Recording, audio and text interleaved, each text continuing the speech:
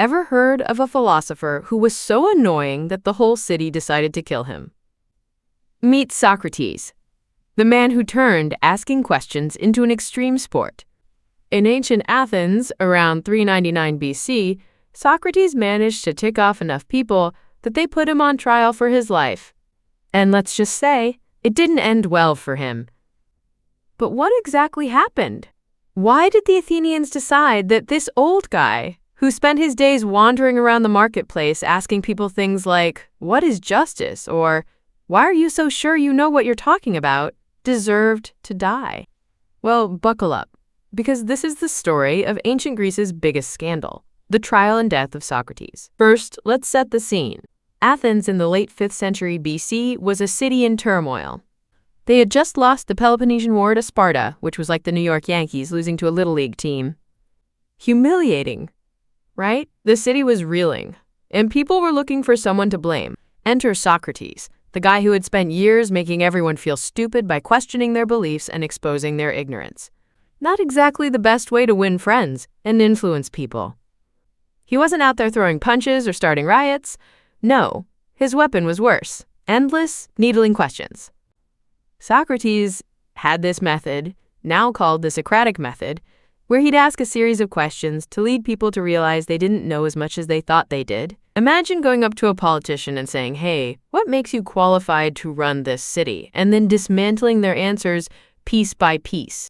It was like intellectual judo, and it made a lot of powerful people very uncomfortable.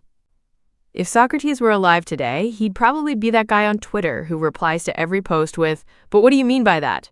and then watches the chaos unfold. Back then, though, they didn't have a block button. They had Hemlock. So when 3 guys, Meletus, Anytus, and Lycon, decided to bring charges against Socrates, it wasn't just because they didn't like his scraggly beard.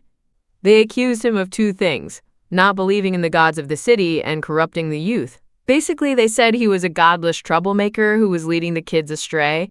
Meletus, by the way, was a poet, and Socrates mocked him during the trial for being a bad poet. Savage move, Socrates. Nothing like a little pre-death diss track to spice things up. Now, the trial of Socrates was a big deal. It was like the O.J. Simpson trial of ancient Athens, but with less glove drama and more philosophical debate.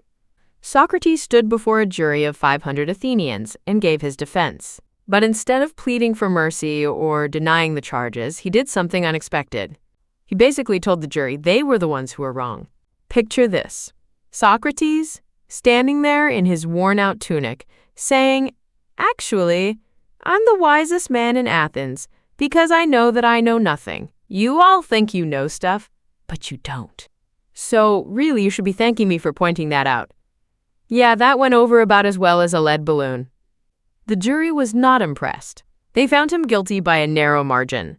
Then came the part where Socrates could propose his own punishment. In Athenian law, after a guilty verdict, both the accuser and the accused could suggest a penalty, and the jury would choose one. The accusers suggested death. Socrates, being the cheeky philosopher he was, suggested that instead of punishing him, the city should give him free meals for life at the public dining hall, like they did for Olympic heroes.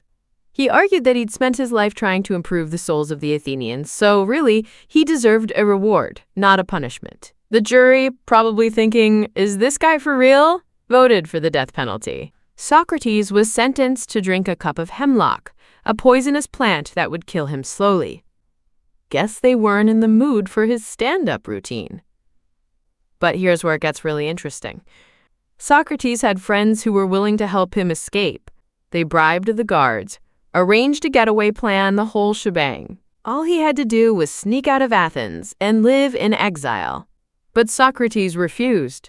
He said he'd lived his whole life according to the laws of Athens, and he wasn't going to start breaking them now, even to save his own life. Talk about commitment to principles. Most people would be like, "Yeah, I'm out of here," but not Socrates. He was all about that integrity, even if it meant sipping poison instead of a piña colada on some distant island. So, on the day of his execution, Socrates gathered with his friends and students. Instead of weeping or raging against the injustice, he spent his last hours discussing philosophy. He talked about the immortality of the soul and how death might not be such a bad thing. Then, calmly, he drank the hemlock. As the poison took effect, his friends were distraught, but Socrates remained composed. His last words, according to Plato, were, "Crito, I owe a cock to Asclepius. Will you remember to pay the debt?" Asclepius was the god of healing, and offering a cock was a way of giving thanks for a cure. Some interpret this as Socrates seeing death as a cure for the ills of life. Deep, right? Or maybe he just had a weird sense of humor. Hey, don't forget to pay my bar tab on the way out. And just like that, one of the greatest philosophers of all time was gone. But his death wasn't the end of the story. It was just the beginning. His student Plato wrote extensively about Socrates' trial and death, turning him into a martyr for free thought and individual integrity. The story of Socrates became a symbol of the conflict between the individual and the state, between truth and power. Even Athens seemed to have second thoughts later on. They punished some of the accusers and set up a statue in honor of Socrates. It's like they realized, oops, maybe we overreacted. But by then, it was too late. Here's a fun twist. Socrates never wrote anything down. Everything we know about him comes from his students, especially Plato. So in a way, his legacy was shaped by others, like he was the original influencer. But instead of sponsored posts, he had disciples writing dialogues. And his impact? Massive. The Socratic method is still used today in classrooms and courtrooms, much to the annoyance of students and witnesses alike.